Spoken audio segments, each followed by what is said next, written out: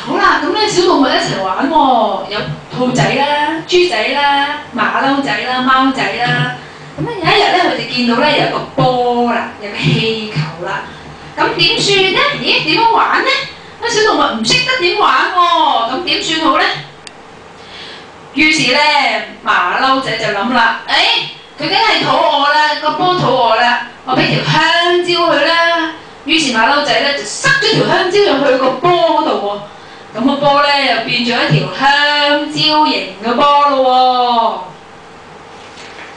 喎。好啦，到兔仔啦，兔仔就諗咧，佢梗係唔中意食香蕉啦，佢梗係中意食紅蘿蔔啦。咁咧兔仔就塞咗個紅蘿蔔入去個波度啦，咁個波咧就變咗一個紅蘿蔔形狀嘅波咯喎。好啦，到貓仔啦，貓仔就諗咧。佢梗係唔中意食紅蘿蔔啦，我諗佢中意食魚啊！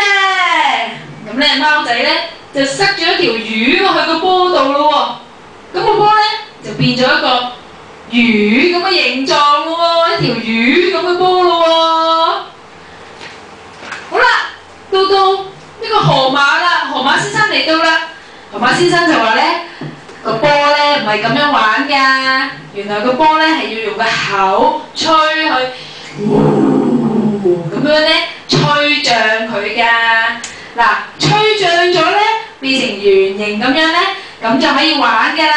唔係塞個紅蘿蔔或者塞條魚落去嘅，係要用個口出去，吹脹佢咧就可以玩波波㗎啦。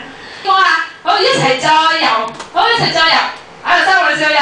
一齊游，游游。